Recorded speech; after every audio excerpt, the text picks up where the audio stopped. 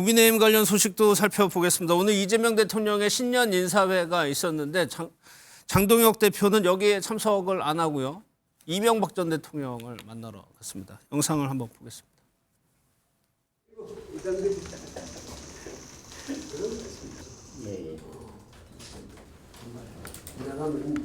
우선 정치사에서 참 야당하기가 참 힘든 시기입니다.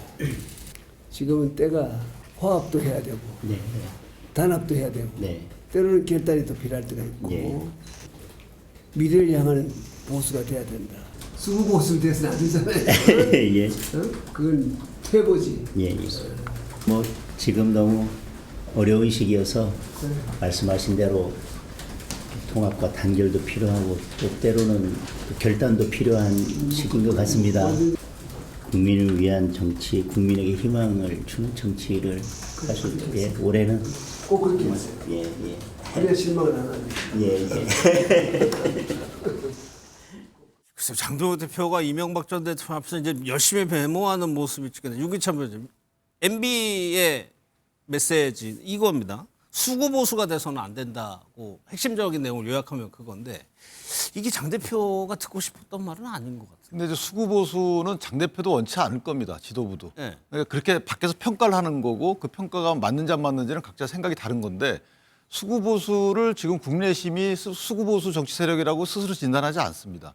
저도 동의하지 않고요. 네. 물론 수구 보수로 평가받을 만한 잘못된 발언을 하는 분들이 가끔 있죠. 네. 근데 그거는 이제 그분들에 대한 평가를 해야 될 부분이고 국내심이라는 정당 자체의 성격을 수구 보수라고 평가할 수는 없어요. 그러니까 이명박 전 대통령도 그렇게 평가하시는 것 같고 거기에 보면 이제 되게 선문답 같은 말씀이 많이 나오는데 단합해야 되고 결단할 때도 있어야 되고 그다음에 미래를 향한 보수해야 되고 그러면 미래를 향한 보수면 과거와 갖고 논쟁을 하면 안 된다는 소리인지 아니면 그러니까 과거에 대해서 단절을 하라는 의미인지 그 단절의 방식이 뭔지 이런 거에 대해서는 사실 이제 장 대표가 갖게 되는 과제가 돼버렸죠. 그러나 분명한 것은 저 모든 것들을 다 종합하면 국민의 사랑을 받는 국민의 선택을 받는 정당으로 가야 된다. 그러니까 이 말은 정답인 것 같아요.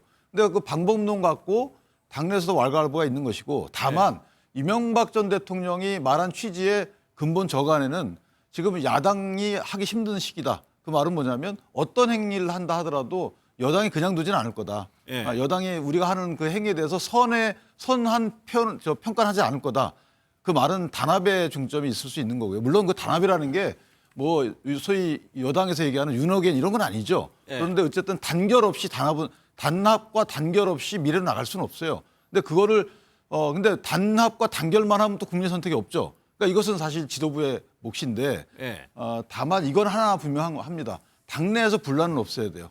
그 몫도 지도부의 몫이고 당내 리더들의 몫이다. 이렇게 평가. 당내에서 분란은 없어야 된다. 수구 보수가 돼서는 안 된다는 말을 이제 김기찬 변호사님 그렇게 해서 최수영 평론가께서 혹시 다르게 해석하십니까? 쓴소리라고 보세요? 아니 저는 쓴소리 맞죠. 쓴소리 맞는데 이명박 전 대통령이 중도 실용의 상징이었잖아요. 사실 그렇죠. 어찌 보면 우리 정치사에서는 그러다 보니까 본인의 상징 자본 같은 얘기를 한 거고 장 대표도 근데 그 받아들이는 것 같아요. 근데 오늘 제가 유심히 본 건 뭐냐면 사실 올해 새해 첫 행보잖아요. 어제는 이제 당에 이제 일종의 담배식 했고 그러니까 그거는 공식 행사고 말하자면 정치 일정으로서는 첫 행보잖아요. 그렇죠. 우리가 정치인의 진심을 알려면 그 사람의 입을 보지 말고 발을 보라는 얘기했잖아요. 발이 어디로 갔습니까? 이명박 전 대통령 향했잖아요. 새해 첫 행보로. 이 얘기 뭐냐면은 본인이 말로 중원, 외연, 확장 이런 거보다는 그의 상징하는 상징 자본을 갖고 있는 사람을 찾아감으로써 본인이 갖고 있던 의중을 사실 내뱉친 것이다. 외연 확장이 그렇죠. 저는 그렇게 해석합니다. 그러니까 이건 메시지의 차원에서 MB로부터 무슨 말을 들으려고 간 게 아니라 이명박 전 대통령이 찾아뵙는 행보를 함으로써 내가 갖고 있는 생각의 일단을 드러낸 것이다. 발로서 보여준 것이다. 그런 측면에서 오늘 이제 결단에도 중요하다는 말을 받아주면서 저는 장 대표가 이제 앞으로 그러면 이런 게 향후 자기가 할 수 있는 일종의 약간 그 전환의 저는 빌드업의 과정이라고 보고요. 저는 첫 행보를 이명박 전 대통령이 만났다는데 방점을 두고 싶어요. 그래서 박근혜 전 대통령보다 먼저 만났다고 그렇죠. 저는 보시는 거예요? 그렇게 순서를 생각하고 있습니다. 어떤 생각이세요? 저는 수구 보수도 아주 좋은 평가다. 극우 보수라고 봐야 되는 게 맞죠. 저는 문제의 핵심은 장동혁 대표입니다. 장동혁 대표가 필리버스터 할 때 뭐라고 했어요? 2시간짜리 계엄이라고 얘기했잖아요. 윤석열 씨가 법정에서 한 얘기랑 동일한 얘기를 하고 있습니다. 그런 얘기를 하고 있으면 국민들 입장에서는 국민의힘은 윤석열 씨랑 똑같은 얘기를 하고 있구나라고 이해할 수밖에 없는 측면들이 분명히 있는 거죠. 그리고 계속 말씀하시는 게 계획에 따라 내가 준비된 게 있다. 내란 문제에 대한 자세와 태도가 무슨 계획에 따라서 결정되는 내용입니까? 내란은 잘못된 거죠. 누가 뭐라고 하더라도.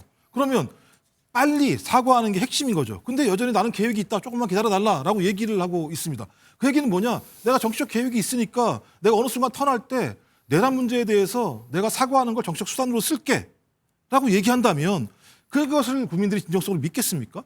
저는 어떻게 내란 문제라고 하는 것이 자기의 계획 속에 어떤 시점에서 해야 된다라고 판단할 수 있는지 그런 판단을 가지고 있으니까 필리버스터 할 때는 2시간짜리 계엄이라고 얘기하고 또 지금 와서는 MB 만나는 거 보면서 뭔가 태도가 변하는 것처럼 이해한다고 한다면 장동혁 대표가 진짜 내란을 어떻게 보고 있는 건지 자 이거 수단으로 사용하는 거 아닌가?